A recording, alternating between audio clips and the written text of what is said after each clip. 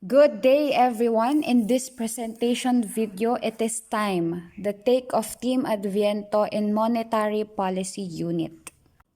According to Bangko Sentral ng Pilipinas, the government securities are being sold at higher price after being purchased overnight due to its short-term policy.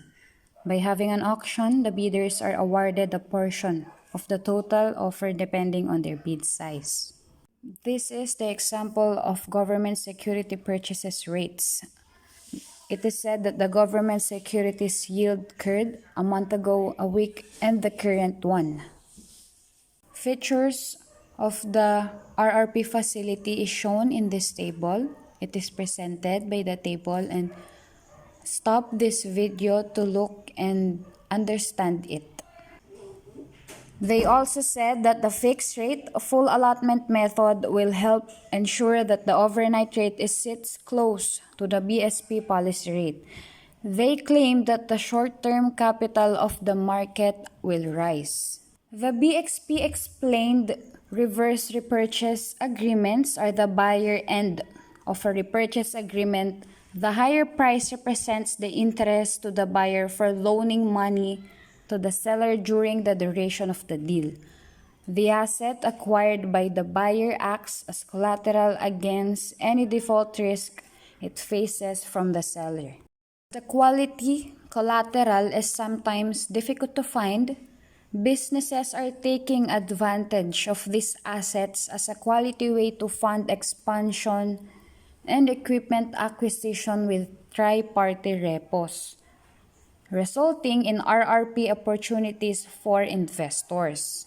In reverse repurchase agreement, each phase of this agreement is legally documented within the same contract and ensures the availability and right to each phase of the agreement. The BSP securities are monetary instruments issued by the BSP for its monetary policy implementation and liquidity management operations to steer short-term market interest rates towards the policy rates and influence liquidity conditions in the financial system. The BSP offers both BSP bills and BSP bonds. Initially, the BSP is offering BSP bills in view of the prevailing market preference for shorter tenors. The issuance of BSP securities provide the BSP with greater flexibility in managing the liquidity in the financial system, particularly in the face of large structural liquidity surplus arising from capital flows or additional liquidity released from the reduction in the reserve requirement ratios of banks. BSP securities will likewise add to the pool of risk-free assets in the financial system alongside the securities issued by the national government, which can be traded for liquidity purposes. Through the regular auction of BSP securities, the issuance of BSP securities can contribute to improve price discovery for debt instruments and support monetary policy transmissions in the process. If you will look in this photo, these are the key features of BSP securities. In this question and answer portion for BSP securities, the first question is what types of security are being issued by BSP? The BSP offers both BSP bills and bonds. Initially, the BSP is offering BSP bills in view of the prevailing market preference for shorter tenors. Next, what are the tenors of the BSP securities? BSP bills with tenor of 28 days is offered for initial issuance. In general, the offers tenor for BSP securities are conditional on market preference and liquidity conditions. At the same time, the BSP closely coordinates with the BTR so that the tenors of BSP securities do not overlap with the tenor of BTR-issued government securities. Next, how does the BSP determine the amount of BSP securities to auction? The amount offered in the auction of BSP securities is based on the BSP's forecast of the total amount of system liquidity to be absorbed. How often is the BSP going to issue BSP securities?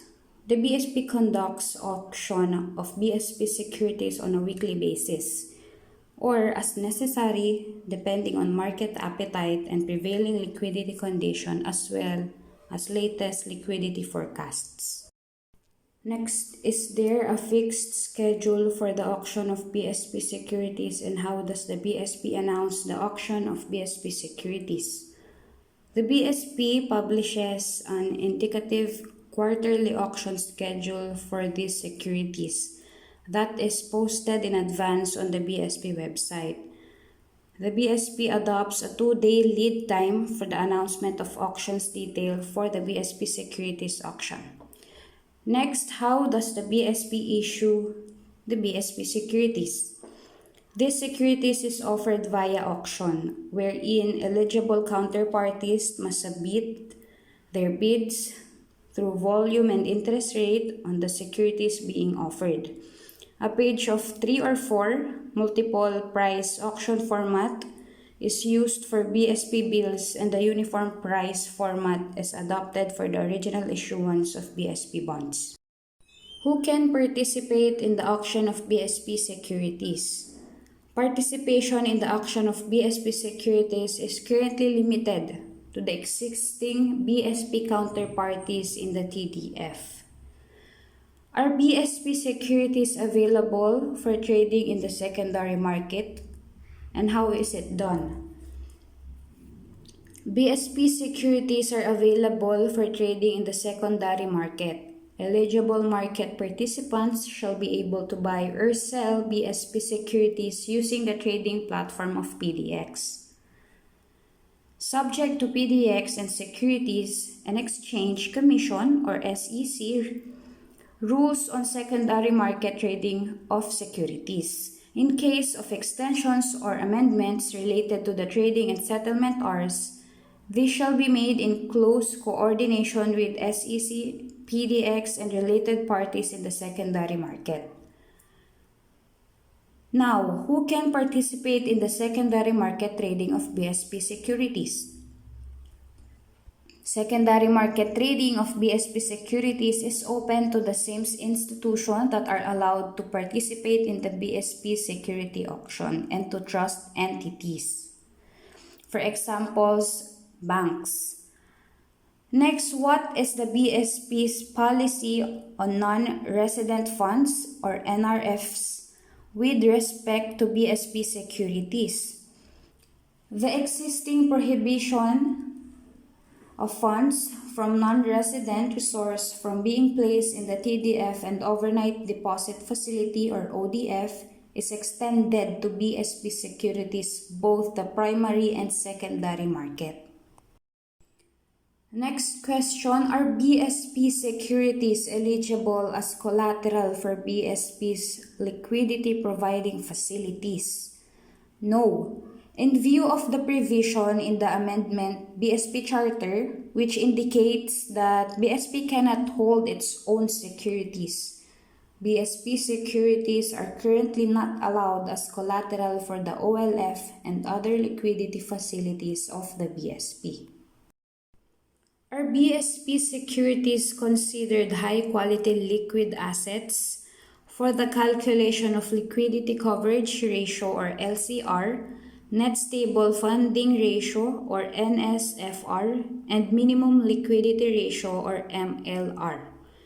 BSP securities are considered HQLA or a high-quality liquid assets for the computation of LCR, NSFR, and MLR. However, BSP securities are not allowed to be used as alternative compliance to mandatory Agri-Agra reform credit.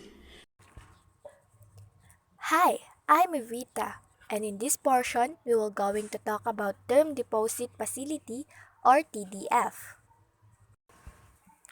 I will going to explain what is term deposit, the term deposit facility, and the features of the term deposit facility. What is term deposit? Ang term deposit ay ang pagdedeposito ng pera na may specific na maturity date.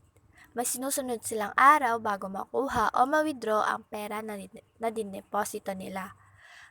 Pag pinili nila yung mas matagal na term, mas malaki rin yung makukuha nilang interest rate. Pero kung kinuha na nila yung pera nila na wala pa sa sinet na araw o sa maturity date nito, ay magkakaroon sila ng penalty. Ano naman ang term deposit facility? In here, they implemented this to gather excess liquidity in the financial market system and to better guide market rates. Yung mga pera galing sa term deposit rate ay ginagamit rin ng BSP. I guess mababanggit ito ng mga kagrupo ko sa mga susunod na topics.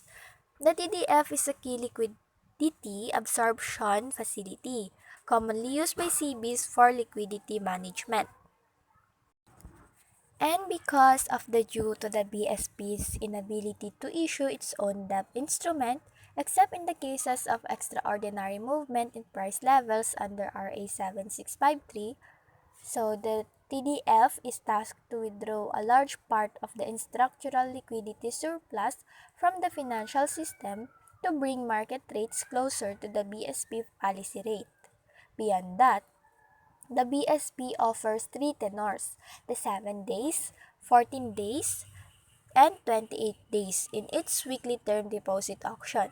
However, the 28-day TDF has not been offered starting the 14th of October 2020 TDF auction, reflecting the full migration of auction volumes to the 28-day BSP bills. So, the Bangko Sentral ng Pilipinas conducts auctions weekly for short-term securities, soliciting tenders from financial institutions seeking to deposit their excess cash in exchange for interest fees. Ang auction ay ginagawa once a week and it is every Wednesday. By conducting weekly term deposit auctions, where banks will bid for rights to keep money in the BSP for the short term, monetary authorities expect that liquidity would be mopped up from economy more efficiently. So now, let's explain the features of TDF or Term Deposit Facility. Here are the details about the auctions. For the frequency of operations, we have once a week. As I said earlier, it is every Wednesday.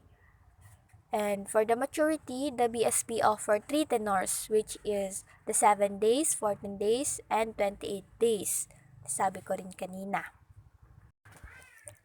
In the auction type, we have variable rate tender and multiple price or English auction.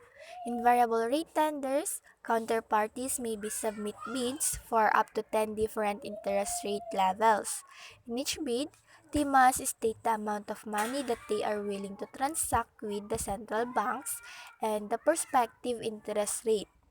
While the multiple price auction or English auction means each successful bidder will be allotted securities at the bid price he had offered. So about the pricing, it is based on the bids. It will depend on BSP kung ilan ang isiset niyong price for a bid. For the auction size, it determined by liquidity forecast. The liquidity forecast will identify days that have a potential to result in cash shortages that may not be covered by available sources of credit. Next is announcement of auction size. The indicative calendar released quarterly and auction offer released 1 week ahead. For the auction time window naman, we have 10 a.m.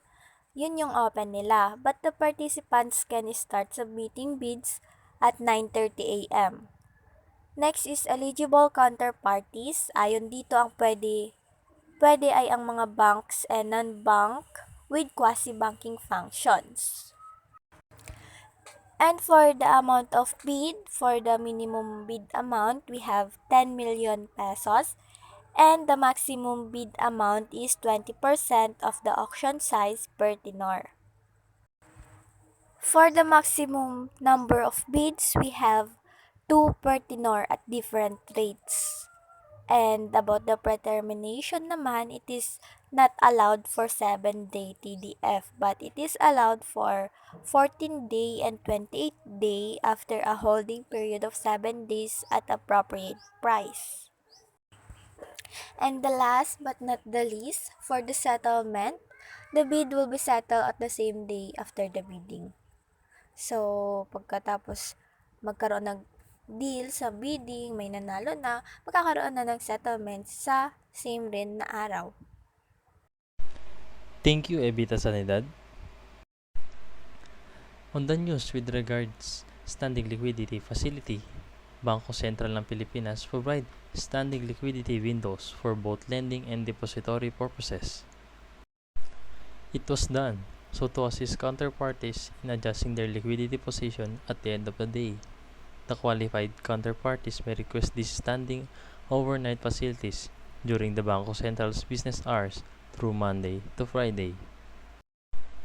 As per target policy, known as Overnight Reverse Purchase Rate or RRP, under the Interest Rate Corridor and Structure or the IRC, this target policy is set at a distance of 50 basis points (BPS) or less from the two standing facilities that make up the upper and lower bounds of the corridor. Moreover, the Bangko Sentral ng Pilipinas extends the discounts, loans, and other advances to banking institution in order to influence the volume of credit in the financial system. And that's all. I am Hendrix Miranda, your reporter for Standing Liquidity Facility. Up next, rediscounting, we have Gerald Paul Aribe. Rediscounting, kung saan yung mga banks na nagpapautang or loan sa mga customers. Tapos yung mga BSP na nagpapahiram ng pera sa mga banks para may mapautang sila sa mga customers nila. Tapos yung banks nag-i-issue ng promissory notes sa BSP or yung collateral na mga mangungutang sa kanila. So parang yung mga banks nangungutang din sa BSP para may pautang sa mga customers nila. How does the rediscounting cycle go? So, ang mga banks, ini-extend ang loan sa mga EUBs na mag-execute ng mga credit instruments kagaya ng promissory notes, drafts, or bills of exchange para sa mga bangko. So, ang mga bangko na yun ay magre-rediscount ng mga credit instruments na yun para sa mga EUBs na mag-endorse din sa parehong pag-endorse sa BSP din. So, ang BSP mag-return of favor pero may equivalent of certain percentage or face amount outstanding balance doon sa EUB's credit instrument din. What is the role of rediscounting in our monetary system? So, ang rediscounting is mainly standing credit facility na ginawa ng BSP para matulungan yung mga banks to meet temporary liquidity para sa refinancing ng mga loans para ma-extend sa mga clients. So, ginagamit ng BSP ang rediscounting bilang instrument para makontrol yung dami ng credit sa financial system, and it also reserves as a short-term safety net ng banking system in case na magkulang ang supply nila for reserves or para na rin may magamit sila pag yung mga bangko ay naka-encounter ng biglang shortage sa funding nila para sa temporary liquidity needs nila. What are the types of rediscounting facilities? So mainly only dollars and yens lang siya. So meron siyang two categories. Ang peso the rediscount facility and exporters dollar and yen rediscount facility. At sila ay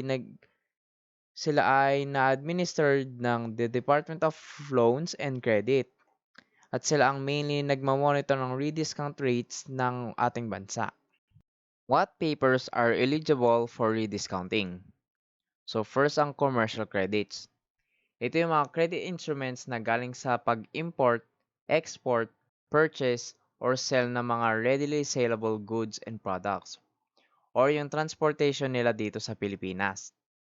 Or yung pag-store ng mga non-perishable goods and products na insured and deposited na sa mga authorized bonded warehouses or sa mga ibang lugar na approved ng monetary board na may maturities of not more than 180 days from date to rediscount. Yung mga corresponding BSP rediscount loan pwede magkaroon ng maturity of 180 days from date of rediscount. Hi guys, I'm Mike Peralta. So dito naman tayo sa overdraft credit line. So this is also one of the short-term monetary instruments na ginagamit ng ating central bank or the BSP. So first, ano ba yung overdraft credit line? So, let's say for example, A15 ngayon, at syempre diba, pag A15, oras na ng sahuran, payday. So, nagpunta ka ng mall, kumuha ka ng cart, naglagay ka ng medyas, naglagay ka ng shampoo, naglagay ka ng undies, naglagay ka ng kung ano-ano. Nilagay mo na lahat, yung mga pwede mong ilagay sa cart. Nung magbabayad ka na, nagulat ka na, yung account mo, yung bank account mo, is wala palang laman dahil hindi pa pala pumapasok ang sahod nyo. So, dyan na papasok yung overdraft. Wherein, kahit wala nang laman yung account mo, is pwede ka pa rin magbayad sa need mong bayaran. So, paano? Siyempre, mangungutang ka sa bank. Ang overdraft ay nakadepende sa agreement na meron ng tao at ang bank. Tulad sa scenario kanina, pwede maging negative yung laman ng bank account mo. So, huwag kalimutan na free of charge yung pagpapayalam sa'yo kasi walang nagpapautang ng libre o walang nagpapautang ng walang interes. Ang interes sa babayaran ay nakadepende din sa agreement na meron ng tao at ang bangko kung magkano yung interes at kung kailan mo to babayaran. Basically, overdraft credit line o overline of credit allows users or customers of a certain financial institution to borrow money from them because of insufficiency in your checking account. So also, yung OCL can cover expenses para hindi ka ma-bounce check, maiwasan na hindi ka makapagbayad sa mga payments, hindi masara yung bank account mo, at hindi ma-hold yung card mo. 'Di ba may mga banks na may mga maintaining balance? So kapag nagala mo yung maintaining balance is mako-close yung account mo or ma-hold yung ATM card mo. Dahil nga may overdraft, pwede mo siya ma-prevent o pwede ma-prevent na mangyari yung mga ganong scenario. So, the reason why kung bakit may overdraft o nag-open ng overdraft yung mga banks is syempre dahil sa profit. Kumikita sila sa mga interest na pinapatong nila sa overdraft. BSP's overdraft credit line. Kanina 'di ba, ang tao ang nangangailangan ng overdraft from the bank. Ngayon naman, ang BSP ay meron din o pwede rin mag-overdraft ang mga banks sa kanya. Pero, ang mga banks lang na nagpa-participate directly sa clearing operation ng Philippine Clearing House Corporation o PCHC ang pwede. Ang clearing operation ng PCHC ay process na kung saan sinesettle ng mga banks yung mga iba't ibang transactions nila. So, the reason kung bakit nagkakaroon ng ganon is to protect yung mga transactions nila. Also, pine-prevent din o kino-cover ng PCHC ang shortfalls ng mga banks' demand deposit accounts with the BSP arising from clearing operations. Ang BSP ay nag-i-impose ng ceiling sa overdraft ng mga banks kasi banks may incur due to failure to cover clearing losses through interbank borrowings and or repurchase agreements with the BSP. Nabanggit last meeting na ang ceiling is the maximum permitted level sa isang financial transaction tulad ng interest rate. So, the ceiling is defined as the sum of clean OCL equivalent to 15% of the bank's discounting line, so ito yung diniscuss kanina, with the BSP and the collateralized OCL that will be extended by the BSP. Ang mechanics ng BSP sa overdraft line credit are governed sa Section 802, Appendix 25 ng Manual of Regulation for Banks, MORB or MORB. Good day everyone, I am Jeline Malyari and I will talk about one of the short-term monetary instruments of BSP, which is emergency loan.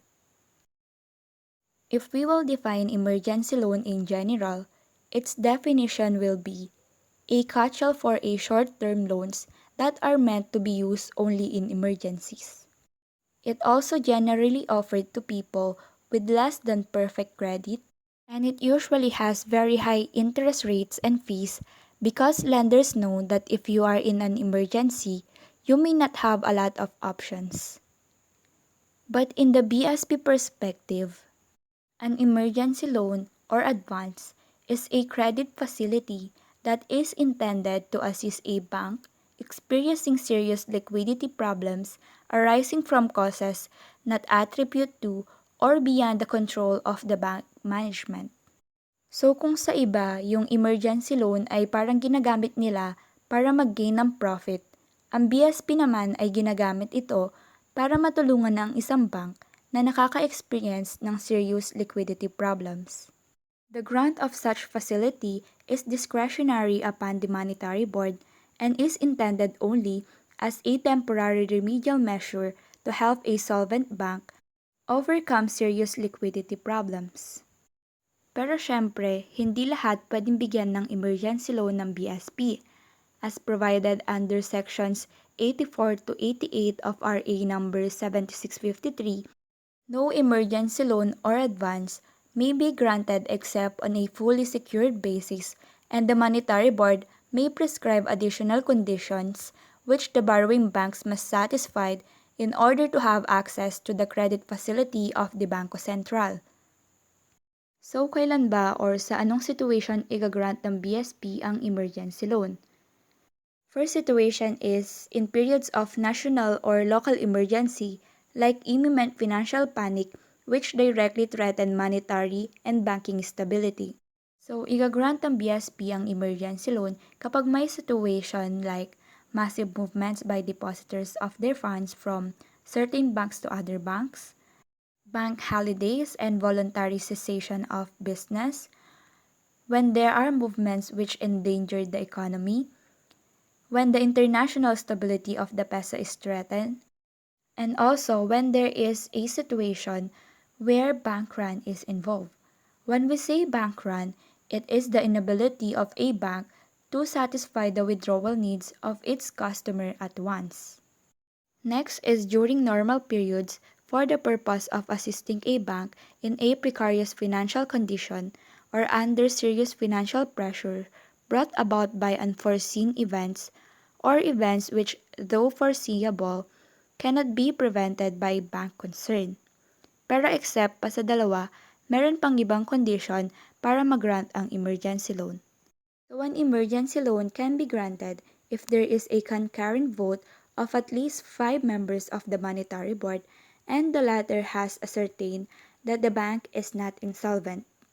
Also, banks with positive CAR of not more than 6% based on the adjusted books of account shall submit a business improvement plan or BIP acceptable to the Bangko Sentral within 6 months from date of advice by the appropriate supervising department of the Bangko Sentral. Then, yung gagawin ng appropriate supervising department ng Bangko Sentral is bibigyan niya ng warning yung concerned bank na kapag hindi ito nakapag-submit ng required BIP in accordance with the criteria, madi-disqualify ito at hindi na niya ma-access yung emergency loan. So, magkano nga ba ang allowable amount ng emergency loan? The maximum amount of an emergency loan or advance shall be limited to the amount needed by the applicant bank to overcome the emergency or financial predicament, but not to exceed the sum of 50% of its total deposits and deposit substitutes as of the last banking day of the month preceding the date of emergency loan application. So kapag na-approve na ng Monetary Board yung amount ng emergency loan, the amount shall be released in tranches. First tranche shall not exceed 25% of the total deposits and deposit substitutes of the bank as of the last banking day of the month preceding the date of emergency loan application and shall be released only after the submission of the collaterals and required documents under this section on application procedures and other documentary requirements. But in some cases, upon request of the applicant bank, The Monetary Board may authorize a first tranche in an amount greater than 25% of the bank's total deposits and deposit substitutes if the circumstances surrounding the emergency predicament warrant the release of such greater amount and the same is adequately secured by first-class collaterals. Example of first-class collaterals are assets and securities, which have relatively stable and clearly definable and free from lien and encumbrances. Here is the application procedure. Banks applying for an emergency loan shall submit an application or what we call EL Form Number 1 with the appropriate supervising department of the Bangko Sentral. During normal periods, the applicant bank shall state the reasons for the proposed loan ailment and other details showing the precarious financial condition or the serious financial pressures being experienced by the bank. The bank shall submit together with the application the following basic documents. One of them is certified statement of condition as of the last banking day of the month preceding the date of emergency loan application.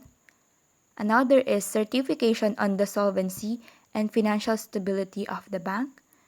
Also, a duly notarized secretary's certificate or what we call EL Form Number 2. And lastly, the resolution of the bank's board directors, which includes authorizing the availment by the bank of an emergency loan from the BSP, signifying the bank's commitment to comply with the guidelines set forth and the terms conditions that may be imposed by the Monetary Board, designating the chairman and the president or in their absence any of the next two highest officers as duly authorized signatories for the emergency loan application, promissory notes, and all undertakings. Designated authorized officers not lower than senior vice president or equivalent position may be authorized to execute all accessory documents for the emergency loan. Authorizing the Bangko Sentral to evaluate other assets of the bank certified by its auditors to be good and available for collateral purposes should the grant of the subsequent tranches be applied for.